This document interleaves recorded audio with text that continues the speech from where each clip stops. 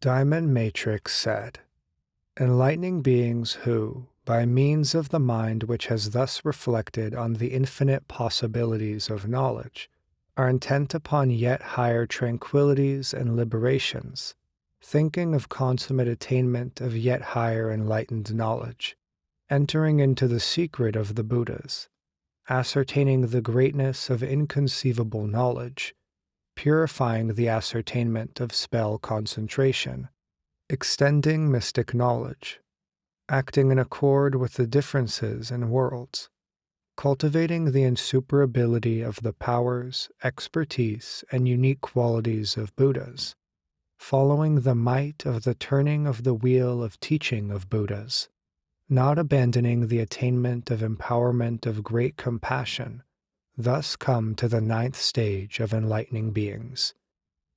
Enlightening beings in this stage of the good mind accurately know the performance of good, bad, and neutral things, the performance of mundane and transmundane things, the performance of conceivable and inconceivable things, the performance of tainted and untainted things, the performance of regular and irregular things, the performance of things listeners and individual illuminates do, the performance of things enlightening beings do, the performance of things pertaining to Buddhahood, and the performance of fabricated and unfabricated things.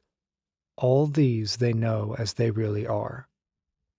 By means of this knowing awareness, they know accurately how all beings get into entanglement of mind, how they get into entanglement in afflictions, entanglement in acts, entanglement in senses, entanglement in resolutions, entanglement in dispositions, entanglement in inclinations and propensities, entanglement in birth, entanglement in the continuation of habit energies, and how they get into entanglement in the definition of what is beneficial, what is not beneficial, and what is neither beneficial nor unbeneficial. All this they know as it really is. They also know the compartmentalization of mind of sentient beings. They accurately know their complexity of mind, the dissolution and non-dissolution and instantaneous action of mind, the incorporeality of mind, the endless, ubiquitous, all-pervasiveness of mind, the luminosity of mind, the defilement or non-defilement of mind, the bondage or liberation of mind, the creation by illusion of mind, the manifestation of mind according to the state of being. They accurately know hundreds of thousands of differences of mind. They also know accurately how far-reaching afflictions are, the endlessness of their applications, their inseparable simultaneity, their being the sole cause of the appearance of propensities, their interconnection and disconnection with the mind, their appearance according to the state of being in the continuity of births, their distinction of being in the realm of desire, form, or formlessness, the great blameworthiness of pride stuck with craving, ignorance, and views, the continuity of the causality of physical, verbal, and mental actions. In some, they accurately know the pervasiveness of activities of up to 84,000 afflictions. They also accurately know the goodness, badness, or neutrality of actions, whether they are evident or not, their inextricable coexistence with mind, their continuity of fruition through accumulation in spite of their own essence instantly disintegrating, whether or not they have developments, the variety of differences and rewards of pure, impure, and mixed actions, the infinity of the field of action, the difference in holiness and mundanity, how what is produced in the present state is experienced another time around, whether or not actions are a means of release, and whether or not they are sure.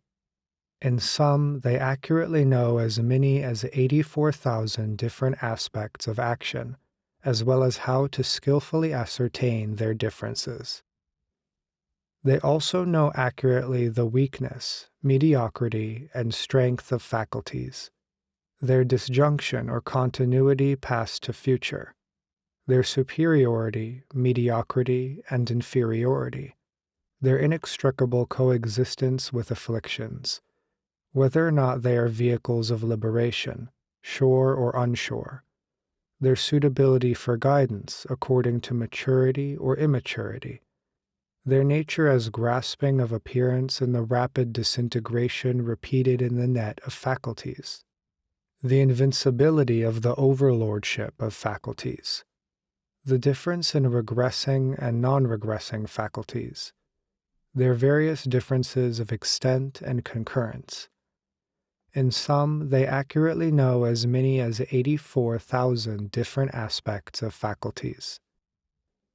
They also know the weakness, mediocrity, and strength of intentions, their disjunction or continuity past to future, their superiority, mediocrity, and inferiority, their coexistence with afflictions, whether they are vehicles of liberation, sure or not, their nature as grasping of appearances and the rapid disintegration repeated in the net of intentions, the invincibility of the overlordship of intent, the difference in regressing and non-regressing intent, differences in extent and concurrence.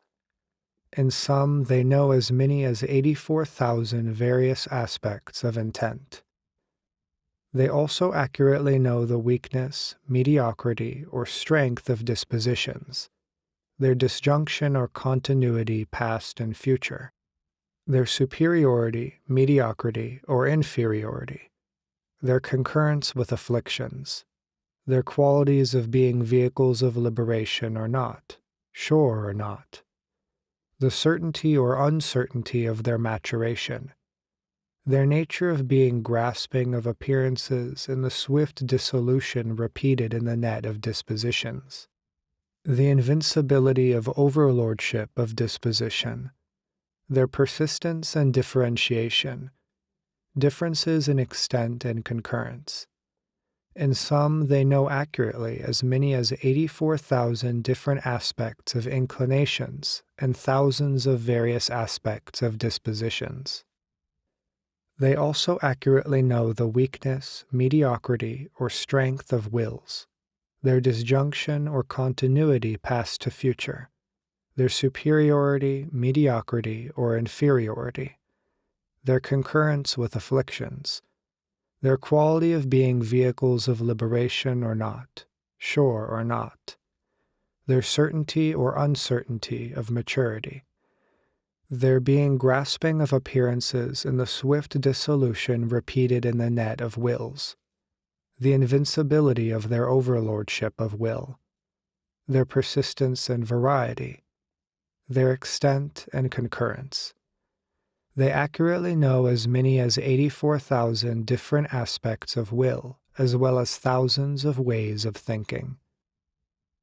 They know accurately how propensities are born together with intent and mind, their connection with mind, their disconnection, division, and extent, their never having been uprooted and cast out since beginningless time, their being incompatible with all meditations, liberations, concentrations, trances, and mystic knowledges, their binding of the continuity of existence in the world, their activity of binding the mind since beginningless time, their nature of manifestation of accretions in the realms of sense, their being something to be quelled, their presence or absence in the states of the stages of enlightening, their being extracted only by the path of sages.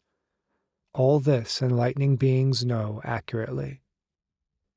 They also accurately know the variety of births, birth according to actions, the differentiation of hells, animal, ghost, and titan realms, humans and celestials, birth in the realms of form and formlessness, birth in realms with thought and without thought, the sprouting of future becoming from the field of action, the moisture of craving, the darkness of ignorance, and the seeds of consciousness, the concurrence of name and form, continuity due to ignorant craving for becoming, the beginninglessness and endlessness of desire for enjoyment, desire for existence, and the likes of sentient beings, and how birth is brought forth by grasping for things of the world. All this they know as it really is.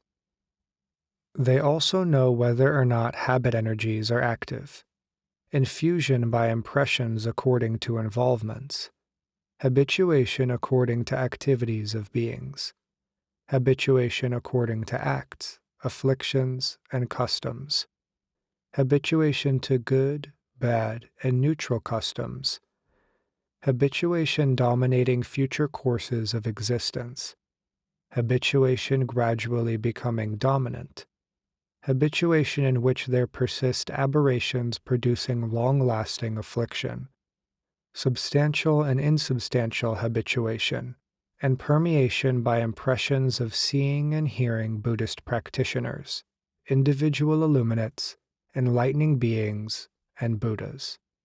All these they know as they are.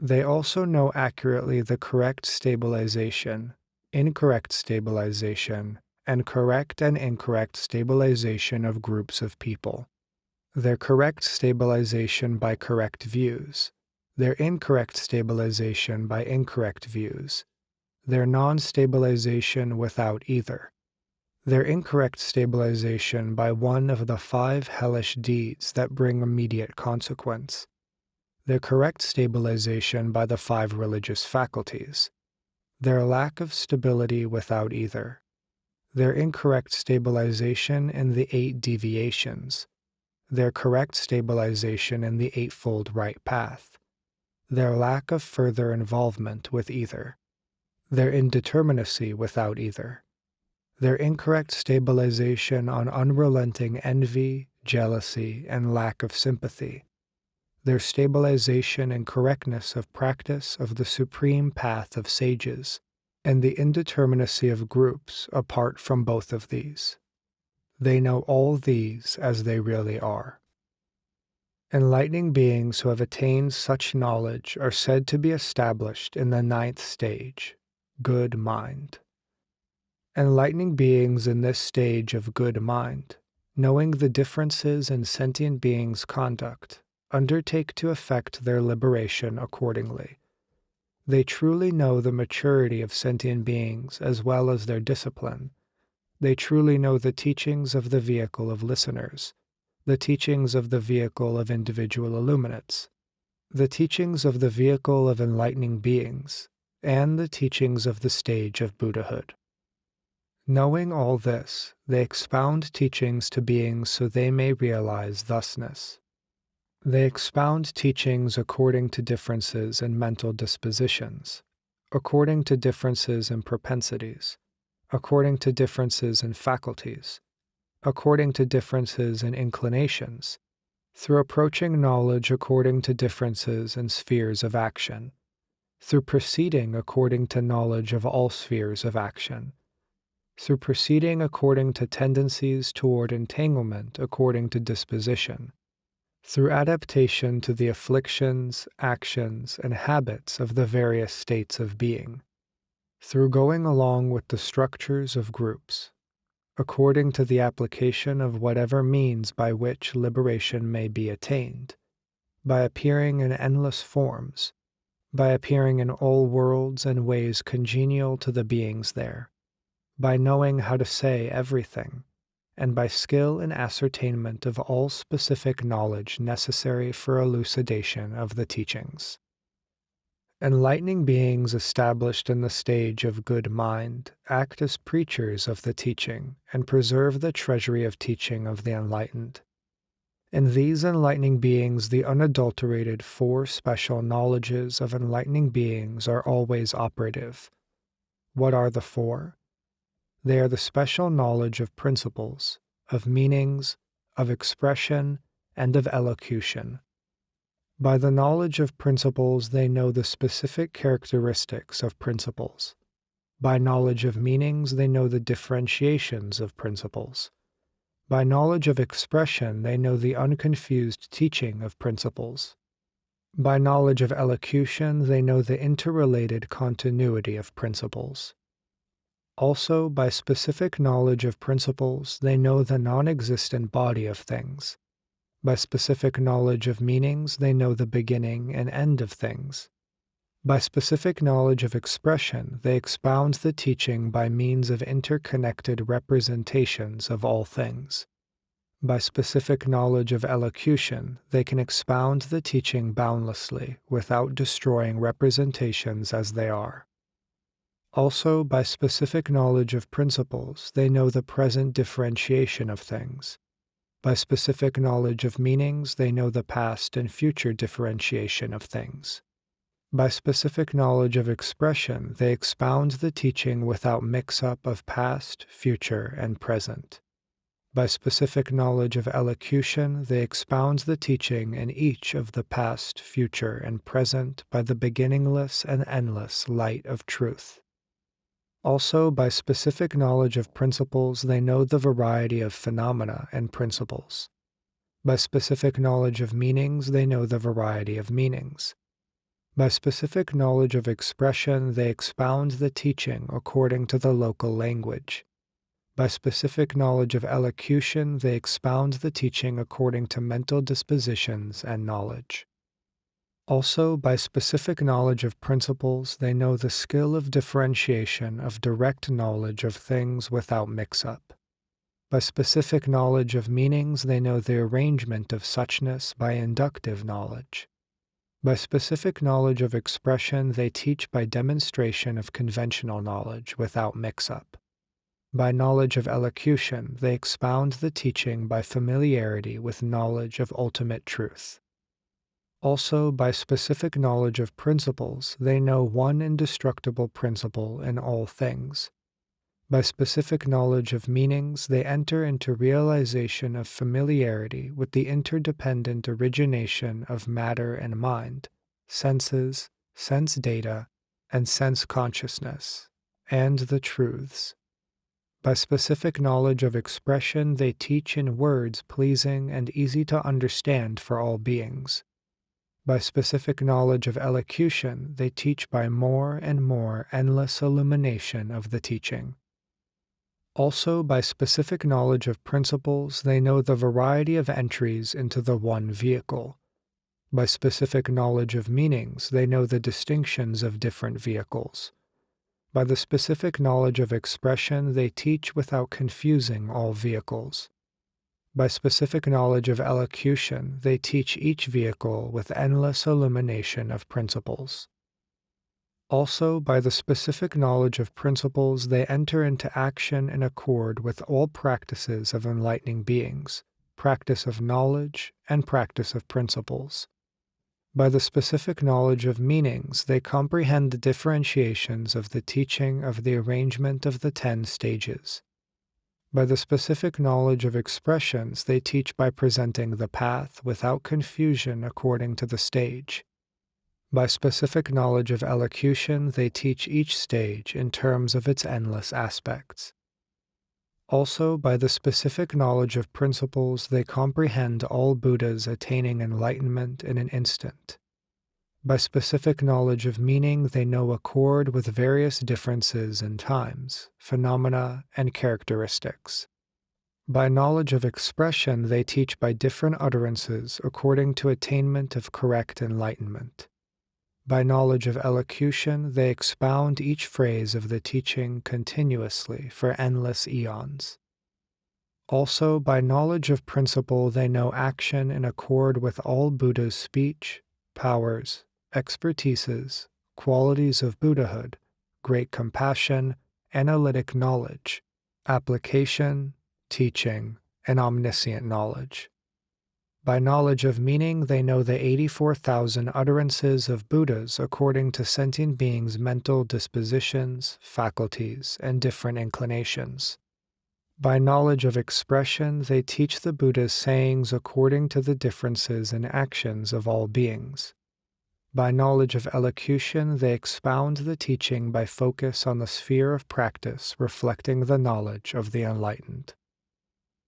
The enlightening beings who are thus skillful in effectuation of the science of these specific analytic knowledges, having reached the 9th stage, having attained the treasury of teachings of the enlightened, acting as great preachers of the teaching, come to attain the concentration spell containing meanings, the concentration spell containing principles, the concentration spell containing evocation of knowledge, the concentration spell containing illumination, the concentration spell of good intellect, the concentration spell containing treasures, the concentration spell containing vital energy, the concentration spell leading into non-attachment and non-obstruction, the concentration spell of infinity, and the concentration spell containing a store of various meanings. They attain countless millions of kinds of concentration spells filled by such spell formulae as these. They expound the teaching by countless millions of skillfully adapted utterances and unlimited adaptive means of eloquent analysis. By means of these countless millions of concentration spells as doors of access, they listen to the teaching directly from innumerable Buddhas of the 10 directions, and, having heard the teaching, do not forget it, and also expound it with innumerable differentiations as they have heard it. They completely learn teachings from one Buddha through the mediums of countless millions of concentration spells, and as from one, so too from endless Buddhas, by measure of their will. To a yet greater extent do they receive the light of the means of access to the teaching, such as cannot be attained by the retentive power of greatly learned disciples who take up and hold what they learn, even in 100,000 eons. Thus, having attained mental command through concentration spells, having attained eloquence, sitting on the seat of teaching, they pervade 1 billion worlds and expound the teaching to beings according to the differences in the mentalities of the beings. As they sit on the seat of teaching, their seat of teaching has immeasurably greater splendor than any except those of the Buddhas and the enlightening beings who have reached the stage of coronation. Sitting on the seat of teaching, at will they make one utterance causing all congregations to perceive it as various different utterances. At will they convey knowledge by various different utterances and nuances. At will they draw forth ways of entry into the teaching by emanating beams of light. At will they emit voices from all their pores. At will they bring forth voices of teaching from all forms manifest in the universe. At will they convey knowledge of all phenomena by means of one utterance. At will they make all sounds into the sound of the teaching. At will they bring forth the voice of the teaching from the song and music of all worldly realms. At will they draw forth all the different expressions of the teaching from a single syllable. At will they draw forth untold ways of entry into the teaching from each and every atom and the clusters of elements of earth, water, fire, and wind in untold worlds. Even if the beings of 1 billion worlds were to come up, all at the same moment, and ask questions, each of them asking questions with countless nuances, each one asking a different question, the enlightening beings would take in every tone and nuance, and with a single utterance would satisfy all those beings' minds. Even if the beings of untold worlds all came up in the same moment and asked questions, each with innumerable nuances, each different, the enlightening beings would take them all on instantly and edify them all with a single utterance. Pervading untold worlds, they expound the teaching according to beings' dispositions, faculties, and inclinations. Sitting in discourse on the teaching, receiving the empowerment of the Buddhas, they simultaneously face all beings, doing the work of Buddhahood. All the more do they undertake the absorption of the light of knowledge in this way. Even if on a single point there be Buddhas as numerous as atoms in untold worlds teaching in the same immeasurable number of assemblies, each Buddha teaching according to the differences of all those innumerable beings, presenting to each being's disposition of mind an equally immeasurable number of teachings. And as one Buddha does in one assembly, so also all Buddhas, and as in one point, so in all universes. There we should produce a memory of such enormous extent and receive the revelation of the teaching at once from all the Buddhas without missing a single word. We should purify the ability to express with certainty such revelation of wisdom as will instantly satisfy all the beings in the aforementioned assemblies, with their various groups, ways, and tendencies, as well as the beings in so many worlds. Enlightening beings who have reached this stage of good mind, becoming all the more single-minded in their focus of attention, day and night, entering the sphere of Buddhas, joining the company of Buddhas, reach the profound liberation of enlightening beings. Enlightening beings acting in accord with such knowledge never stop the vision of Buddhas in concentration. In each age seeing countless Buddhas, they honor, respect, and venerate them. With immense vision of Buddhas, they ceaselessly attend them respectfully and ask the Buddhas questions. They attain mental command of the teaching and can expound it. Those purified roots of goodness of enlightening beings become all the more beyond compare. Just as gold fashioned into ornaments, perfected by a skilled goldsmith and put on the head or neck of a universal monarch, cannot be outshone by the adornments of all minor kings and people of the 4 continents. In the same way, the roots of goodness of enlightening beings in the stage of good mind, well arrayed by the light of great knowledge, are so purified that they cannot be outshone by all listeners, individual illuminates, and enlightening beings in lower stages. The light of their roots of goodness, shining on the mental tangles of afflictions of sentient beings, put an end to them. Just as great Brahmas of million world systems illumine the thickets and lowlands in all worlds of the million world system, in the same way does the light of roots of goodness of enlightening beings in this stage of good mind shine on the mental thickets of afflictions of sentient beings and put an end to them. Of the 10 transcendent ways, transcendent power is predominant in these enlightening beings, while they practice the others as best they can. This is a summary explanation of the 9th stage of enlightening beings, called good mind, the full details of which would take forever to tell. Most of the enlightening beings in this stage become great Brahmas of enormous power, lords of a million worlds, eminent, unsurpassed, seers of what is beneficial, masterful, able and strong in the exposition of the ways of transcendence of all listeners, individual illuminates, and enlightening beings, invincible in answering questions according to beings' dispositions. Whatever actions they undertake, whether by giving, kind speech, beneficial action, or cooperation, it is never apart from thoughts of Buddha, the teaching, the community, enlightening beings, the practices of enlightening beings, the ways of transcendence, the stages, the powers, expertises, and unique qualities of Buddhas, and ultimately omniscience in all its aspects. Why?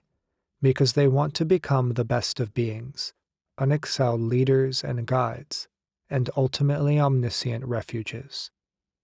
With this desire they exert their energy, by which exertion of energy they attain in one instant as many concentrations as atoms in countless millions of Buddhalands, see as many Buddhas as atoms in countless millions of Buddhalands, and become aware of their power. Shake as many worlds as atoms in countless millions of Buddha lands. Go to as many Buddha lands as atoms in countless millions of Buddha lands. Illumine as many lands as atoms in countless millions of Buddha lands. Mature as many beings as atoms in countless millions of Buddha lands. Abide for as many eons as atoms in countless millions of Buddha lands. Penetrate as many eons past and future as atoms in countless millions of Buddha lands. Ascertain as many ways of entry into the teaching as atoms in countless millions of Buddha lands, and manifest as many bodies as atoms in countless millions of Buddha lands, manifesting each body accompanied by as many enlightening beings as atoms in countless millions of Buddha lands. Beyond that, enlightening beings with the power of vows perform, by the excellence of their vows, countless transformations of the body, aura, mystic powers, vision, sphere of action, voice, conduct, adornment, power, resolution, and performances. Then Diamond Matrix spoke these verses describing this stage. Contemplating with immeasurably powerful knowledge, with very subtle knowledge, atom-splitting knowledge, thus entering into the abode of the secret of Buddhas, they reach the 9th stage, benefactors of the world.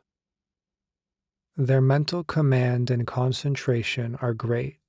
Their far-reaching mystic knowledge enters all lands. With certainty of knowledge and power, this is the abode of steadfastness of the conquerors. The wise with commitment and compassion enter this 9th stage. Those who have reached this stage, holders of Buddha's treasury, know what is good, what is bad, and what is neutral, what is tainted and worldly, and what is transcendent, what is conceivable, and what is inconceivable. They examine what is certain and what is uncertain, and foster the practices accomplishing the 3 vehicles.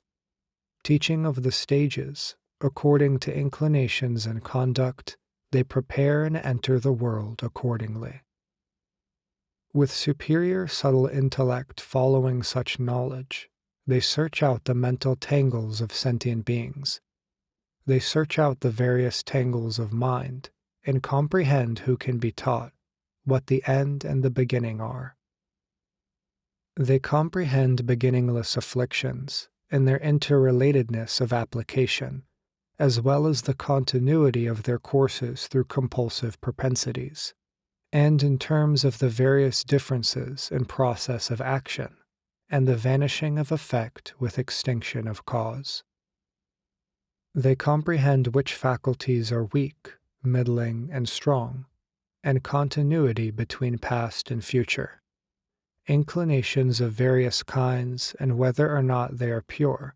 They comprehend all 84,000.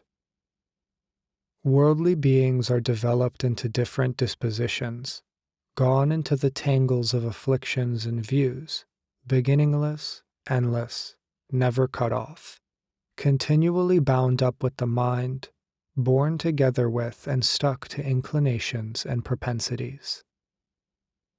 Those inclinations and propensities are not real things. They have no location and are not apart from mind.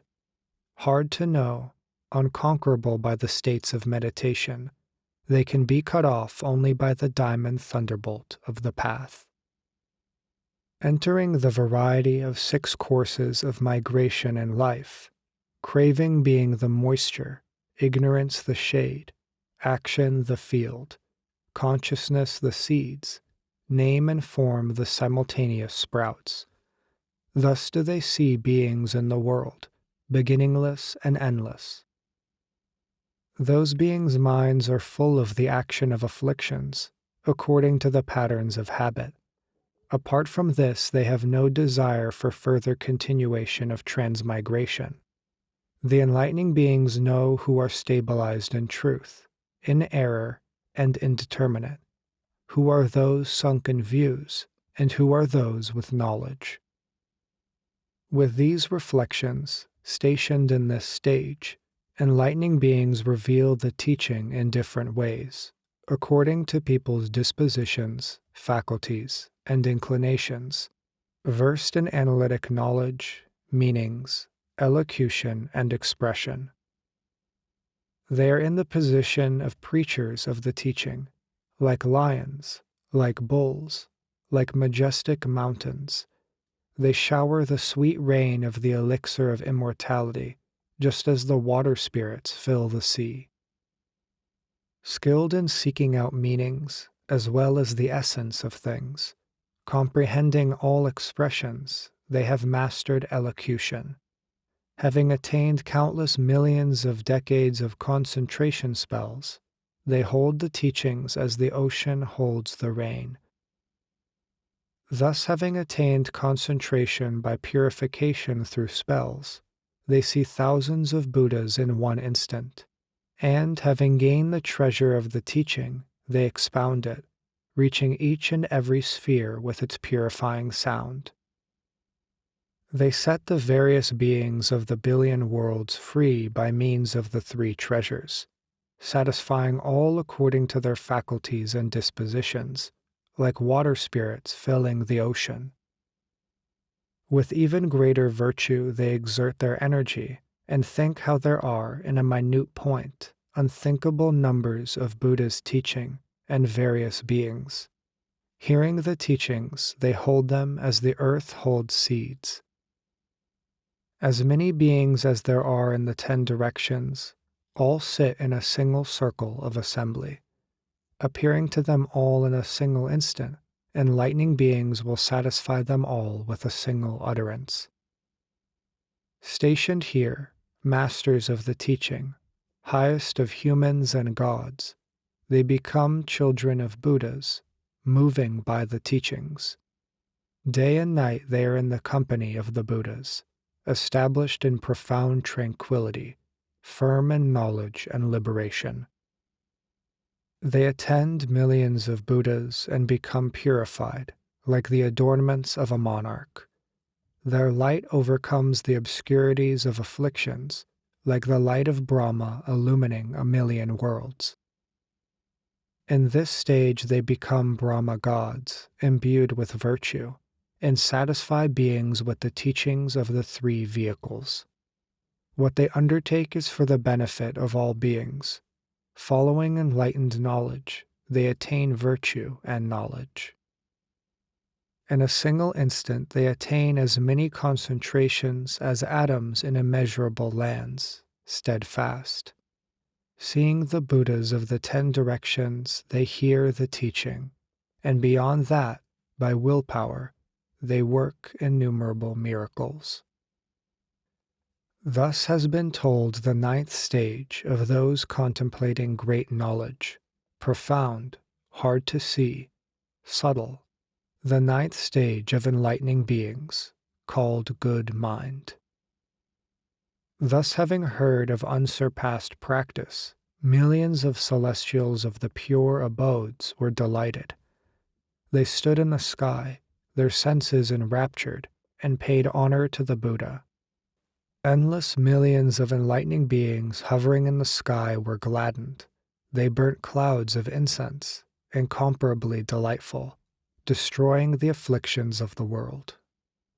The king of the heaven of power, pleased, was in the sky with a retinue of trillions, all respectfully showering vestments, beautiful, excellent, by the hundreds. Many goddesses, their senses delighted, honored the Buddha respectfully, playing trillions of musical instruments, uttering such words as these. The Buddha, sitting in one land, appears reflected in all lands. Bodies of millions of varieties, pleasing, pervade the reaches of the cosmos. From one hair of the Buddha light beams emerge, annihilating the afflictions of the world. The elemental particles of the land may be counted, but the number of those light beams cannot be known.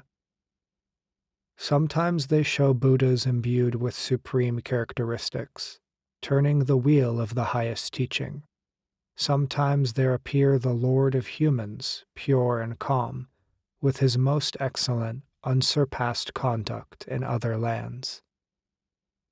The guide is seen in the abode of happiness, dying there and so coming to earth, in the womb, thus in millions of lands, or seen being born there in the land. The guide going forth for the sake of the world and becoming supremely enlightened, so turning the wheel of the teaching, is seen in millions of lands. Just as a magician versed in the arts of magic shows many objects for people, so does the teacher versed in supreme knowledge show all bodies to people. Empty, quiescent, essentially signless, the nature of things is equal to space. The enlightened teacher, by ultimate truth, shows the exalted sphere of Buddhas. As is the essence of the Buddhas, so is that of sentient beings, found in the nature of things. Signs and signlessness are equal in that way. All things are ultimately signless. Those who seek enlightened knowledge abandon assumptions, notions, imaginations. Aware that being and non-being are the same in essence, they will quickly become supreme human leaders. Having spoken thousands of such sweet words, the goddesses, looking at the Buddha, became silent and remained quiet. Knowing the assembly was settled, the fearless moon of liberation asked Diamond Matrix, the dauntless enlightening being, "Tell us in order all the characteristics, qualities, and sphere of those who come to the 10th stage, as well as their marks and miracles."